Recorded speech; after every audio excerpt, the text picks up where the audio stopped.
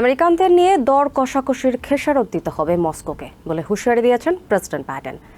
রাশিয়ায় Wall Street জার্নালের reporter Ivan গার্শকোভিচের আটকের বছর পূর্তিতে এক বিবৃতিতে ওই আটককে পুরোপুরি অন্যায় বলে অভিহিত করেন তিনি।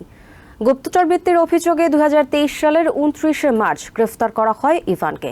এরপর বিনা বিচারে তার কারাবন্দির মেয়াদ বাড়ানো হয়।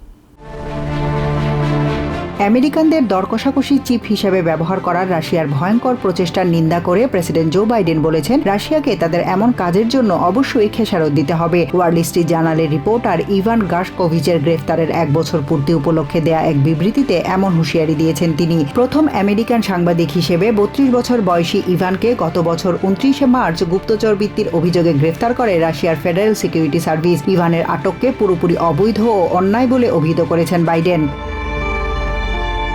গ্রেফতারের পর মস্কোর কঠোর নিরাপত্তা বেষ্টিত লেফোটোভো কারাগারে রাখা হয় তাকে। গ্রেফতারের পর বিনা বিচারে তার কারাবন্দির মেয়াদ বাড়ানো হয়। একই সাথে তার জামিন নামঞ্জুর ও আপিল করার সব প্রচেষ্টা প্রত্যাখ্যান করে রাশিয়ার আদালত। এবার আবারও আটকের মেয়াদ আগামী 30 জুন পর্যন্ত বাড়ানো হয়েছে। ওয়াল স্ট্রিট জার্নাল ও আমেরিকা সরকার উভয়ই ইভানের গুপ্তচর বৃত্তির কথা অস্বীকার করে তাকে নিরপরাধ দাবি করেছে, কিন্তু রাশিয়া বলছে তার দেশের সামরিক বাহিনীর গোপন তথ্য জানার চেষ্টা করেছিলেন ইভান।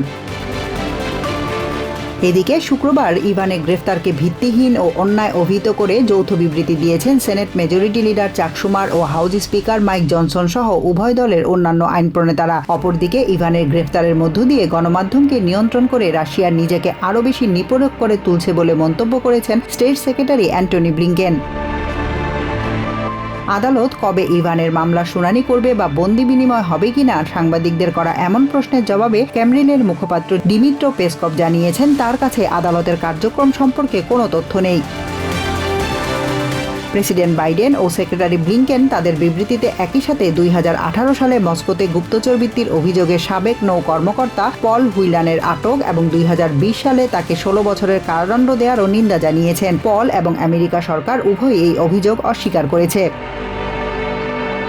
এদিকে সিবিএস নিউজকে ইভানের বন্ধু জেরেমি বার্গ বলেন, ইভানকে ফিরিয়ে আনতে তার পরিবার ও স্বজনদের পক্ষ থেকে সরকারের প্রতি বারবার করে অনুরোধ করা হচ্ছে। গত জানুয়ারিতে সর্বশেষ ইভানের সাথে কথা হয় তার। তিনি শারীরিকভাবে ভালো থাকলেও অত্যন্ত কঠিন সময় পার করছেন কারাগারে। ইভান এখন সংবাদপত্রের স্বাধীনতার প্রতীক হয়ে উঠেছেন। তার গ্রেফতার মুক্ত সাংবাদিকতার ক্ষেত্রে রাশিয়ার হস্তক্ষেপের প্রমাণ। Evan has become a symbol for press freedom everywhere as governments like Russia crack down on the free press. Tahmina Tashi, TVN 24 news desk.